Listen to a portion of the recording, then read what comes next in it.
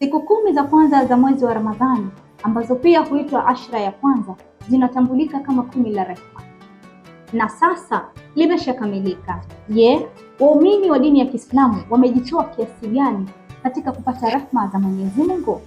Waislamu kwenye ibada kwa wingi, kupiga takbira, kuswali, kutoa sadaka, mambo mema na natakiwa katika mwezi wa Ramadhani.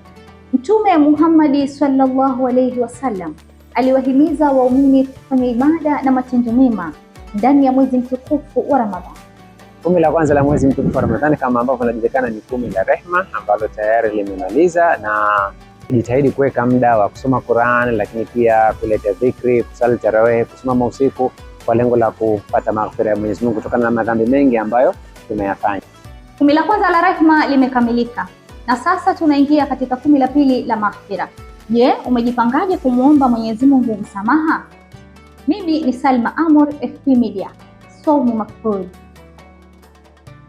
Vijana wa vikundi vya mazingira Zanzibar, changamkieni fursa ya shilingi milioni 2 hadi 12 kwa ajili ya miradi ya mabadiliko ya tabia nchi kwa vijana inayosimamiwa na jiji la Zanzibar.